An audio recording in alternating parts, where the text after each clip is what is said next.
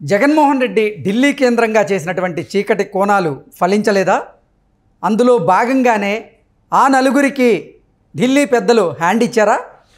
ఢిల్లీ కేంద్రంగా చంద్రబాబు నాయుడు నెగ్గారా అంటే అవుననే సమాధానం ఇస్తున్నారు కొంతమంది రాజకీయ విశ్లేషకులు.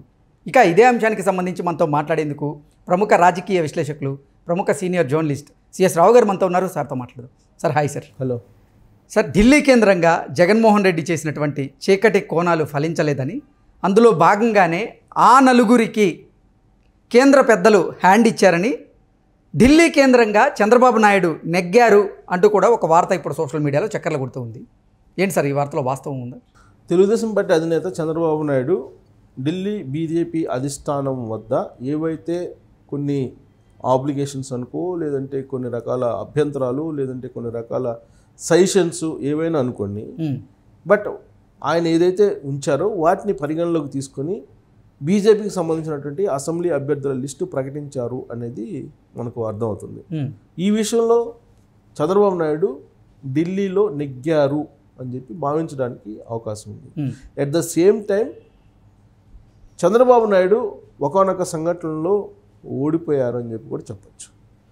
గత వారం క్రితం ఆల్మోస్ట్ వారం క్రితం ప్రకటించినటువంటి లోక్సభ అభ్యర్థుల విషయంలో కొంత ఆయన నెగ్గలేదేమో, ఓడిపోయారేమో ఢిల్లీ బీజేపీ అధిష్టానం వద్ద అని చెప్పి రకరకాల టాక్స్ వస్తున్నాయి. ఏ విషయంలో అంటే రఘురామకృష్ణరాజుని నర్సాపురం ఎంపీ అభ్యర్థిగా బీజేపీ తరఫు నుంచి ప్రకటించడంలో చంద్రబాబు నాయుడు వెనకబడ్డారు అనేది ఒకటి అనిపిస్తుంది.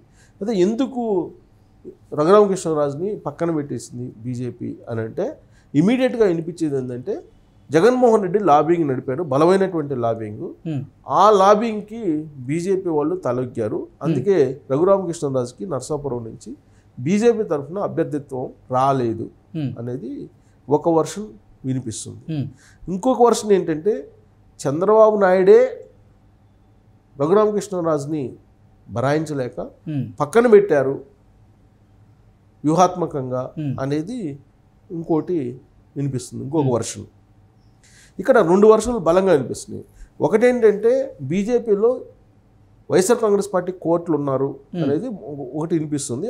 ఆ కోట్ల ద్వారా జగన్మోహన్ రెడ్డి ఢిల్లీలో చీకటి లాబింగ్ నడిపారు, అది ఫలించింది. దాని కారణంగానే నర్సాపురం బీజేపీ అభ్యర్థిగా రఘురామకృష్ణరాజు ఫైనల్ కాలేదు అనేది ఒకటి. ఇంకోటి ఏంటంటే చంద్రబాబు నాయుడే కావాలని రఘురామకృష్ణరాజుని పక్కన పెట్టారు అనేది ఒకటి. కావాలని ముందే అసలు సీట్ల షేరింగ్ అప్పుడు ఆ రోజే కనుక తెలుగుదేశం పార్టీ నర్సాపురం తీసుకున్నట్టయితే ఇంత పరిణామం జరిగేది కాదు కదా. వ్యూహాత్మకంగానే చంద్రబాబు నాయుడు నర్సాపురంని బీజేపీకి వదిలిపెట్టేశారు, కేవలం రఘురామకృష్ణరాజుని బరాయించలేక. కాబట్టి ఇదంతా కూడా చంద్రబాబు నాయుడు ఎత్తుగడ అని చెప్పి అంటుంటారు. కానీ వాస్తవం ఏం జరిగింది అనేది కనుక మనం విశ్లేషించుకుంటే చంద్రబాబు నాయుడు ఎప్పుడు కూడా రఘురామకృష్ణరాజుని వద్దనుకోలేదు, వద్దనుకోరు కూడా. కారణం ఏంటంటే రాష్ట్రం కోసం, రాష్ట్ర ప్రయోజనాల కోసం పోరాడేటువంటి లీడరు రఘురామకృష్ణరాజు. కాబట్టి ఆయన వద్దనుకోరు. అయితే ఇక్కడ ఏంటంటే నర్సాపురం నుంచి బీజేపీ అభ్యర్థిగా పోటీ చేపిస్తే రఘురామకృష్ణరాజు చేత నేరుగా బీజేపీ కోటాలోనే కేంద్ర పదవి వస్తుంది. అప్పుడు తెలుగుదేశం పార్టీ కోటా నుంచి, తెలుగుదేశం పార్టీ నుంచి గెలిచినటువంటి ఎంపీలని అప్పుడు కేంద్ర మంత్రి పదవి అడగొచ్చు అనేటువంటి ఒక ఆలోచన చేసి ఆ విధంగా చేశారనేది ఒకటి. ఇంకొక వర్షన్ ఏంటంటే బీజేపీలో ఉన్నటువంటి సీనియర్లే రఘురామకృష్ణరాజుని ఆపించారు అనేది ఒకటి. ఎందుకు ఆపించారు అంటే రఘురామకృష్ణరాజు ఒకవేళ బీజేపీ అభ్యర్థిగా గెలుపొందితే కేంద్రంలో మంత్రి పదవికి అడ్డు వస్తే బీజేపీలో ఉండేటువంటి సీనియర్లు ఎవరైతే ఉన్నారో వాళ్ళకి అవకాశం రాదేమో కేంద్ర మంత్రి పదవి విషయంలో. ఆ కోణం నుంచి రఘురామకృష్ణరాజుని పక్కన పెట్టారు అనేది మూడో వర్షన్ వినిపిస్తుంది. సో ఇన్ని రకాల వేరియేషన్స్ దీంట్లో కనిపిస్తున్నాయి. బట్ వేరియేషన్లు ఏదైనా కానీ బయటికి కనిపిస్తుంది ఏంటంటే చంద్రబాబు నాయుడు ఏదైతే అనుకున్నాడో అది జరగలేదు నర్సాపురం విషయంలో అనేది ఒకటి. అక్కడ బీజేపీ అధిష్టానం వద్ద చంద్రబాబు నాయుడు ఓడిపోయారు అనేది ఒకటి ఇప్పుడు ప్రాపగండా జరుగుతుంది. దానికి తగ్గట్టు ఈ ప్రభావం కూటమి మీద పడింది. ఎందుకు పడింది?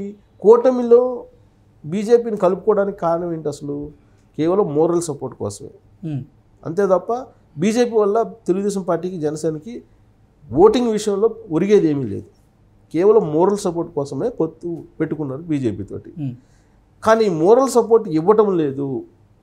ఇవ్వకపోగా బీజేపీ తీసుకున్నటువంటి డెసిషన్స్ ఇంకా డ్యామేజ్ చేస్తున్నాయి కూటమిని అనేది ఒకటి వినపడుతుంది. ఎందుకంటే చిలకలూరిపేట సభ జరిగింది. ఆ సభలో పార్టిసిపేట్ చేసినటువంటి నరేంద్ర మోడీ స్పీచ్ విన్న తర్వాత నరేంద్ర మోడీ ఫ్రెండ్లీ గేమ్ ఆడుతున్నాడు. రైట్ సైడ్ ఏమో చంద్రబాబు నాయుడిని, లెఫ్ట్ సైడ్ ఏమో జగన్మోహన్ రెడ్డిని పెట్టుకొని ఒక ప్లాన్డ్గా గేమ్ ఆడుతున్నాడు అనేది వెళ్ళిపోయింది ఆ సభ తర్వాత. అది కొంత కూటమికి గ్రాఫ్ తగ్గించేలాగా కనిపించింది. ఇక రఘురామకృష్ణరాజుకి నరసాపురం టికెట్ ఇవ్వకపోవడం అనేది కూడా ఇంకొక అంశం, ఇంకా కూటమికి డౌన్ కావడానికి జరిగినటువంటి ఒక అంశంగా తీసుకుంటున్నారు. సో ఓవరాల్గా ఏంటంటే ఇక్కడ జగన్మోహన్ రెడ్డి ప్రమేయం ఉంది, జగన్మోహన్ రెడ్డి నరేంద్ర మోడీ మధ్య బలమైన సంబంధం ఉంది అనేది ప్రజల్లోకి వెళ్ళింది. అది కూటమికి కొంత ఇబ్బందికరమైన అంశం రాజకీయ కోణం నుంచి, రేపు ఎన్నికల కోణం నుంచి తీసుకుంటే కనుక. ఇలాంటి సమయంలో ఇప్పుడు తాజాగా ఏంటంటే అసెంబ్లీ అభ్యర్థులు ప్రకటించారు. ఈ అసెంబ్లీ అభ్యర్థులు ప్రకటించిన సందర్భంగా చంద్రబాబు నాయుడు ఎవరినైతే మొదటి నుంచి వద్దనుకుంటున్నారో, లేదా ఎవరైతే పార్టిసిపేట్ చేస్తే వాళ్ళు ఓడిపోతారు, వాళ్ళు వద్దనుకున్నారో వాళ్ళ లిస్టు కనిపించలే. చంద్రబాబు నాయుడికి అనుకూలంగా ఉండేటువంటి వాళ్ళు కూటమి యాక్సెప్ట్ చేసేటువంటి అభ్యర్థులనే అసెంబ్లీలో ప్రకటించారు. దీంతో చంద్రబాబు నాయుడికి ప్రాధాన్యత ఇస్తుంది కూటమి, అంటే అధిష్టానం, బీజేపీ అధిష్టానం అనేటువంటి సంకేతాలు వెళ్ళినాయి. సో ఈ విషయంలో నెగ్గారు. సో ఇప్పుడు ప్రకటించిన దాని ప్రకారం బీజేపీ 10 మంది అసెంబ్లీ అభ్యర్థులను ప్రకటించిన దాని ప్రకారం హెచ్ఎల్ నుంచి పార్టీ మనం కనుక చూస్తే అసెంబ్లీ ఆదిగా తీసుకుంటే కనుక హెచ్ఎర్ల ఈశ్వర్రావు, తర్వాత విష్ణుకుమార్ రాజు విశాఖపట్నం నార్త్. సో వీళ్ళందరూ కూడా యాక్సెప్టెడ్, ఎవరు తెలుగుదేశం పార్టీకి కానీ జనసేనకి కానీ. తర్వాత పన్గి రాజారావు అరకు, శివకృష్ణరాజు అనపర్తి. ఇక్కడ అనపర్తిని యాక్చువల్గా సోము వీర్రాజు కోరుకున్నాడు, కానీ అక్కడ అనపర్తి నుంచి ఆల్రెడీ శివకృష్ణరాజు ఎన్నికయ్యాడు. ఇక కామినేని శ్రీనివాసుడు కైకలూరు, ఇక్కడ మాధవ్ కోరుకున్నాడు, కానీ ఆడ కామినేని శ్రీనివాస్కి ఇచ్చేసారు. And Y S Chowdary Vijayawada west, Sujana Chowdary అంటే యాక్సెప్టెడ్ కూటమికి. సో విజయవాడ వెస్ట్ని యాక్చువల్గా వేరే వాళ్ళు కోరుకున్నారు బీజేపీ, కానీ ఇవ్వాల. తర్వాత బొజ్జ రోషన్న బద్వేల్, ఇక్కడ నుంచి బద్వేల్ నుంచి విష్ణువర్ధన్ రెడ్డి కోరుకున్నట్టున్నాడు, అది ఇవ్వాల, కానీ రోషన్కి ఇచ్చారు బద్వేలి. తర్వాత శ్రీ ఆదినారాయణ రెడ్డి జమ్మలమడుగు యాక్సెప్టెడ్, జమ్మలమడుగు. తర్వాత P V Parthasarathy from Adoni. So రాయలసీమలో ఈ ప్రాంతాల నుంచి విష్ణువర్ధన్ రెడ్డి కోరుకున్నాడు, కానీ ఎక్కడ వాళ్ళకి ఇవ్వలేదు అతనికి పార్థసారథి. తర్వాత సత్యకుమార్ ధర్మవరం.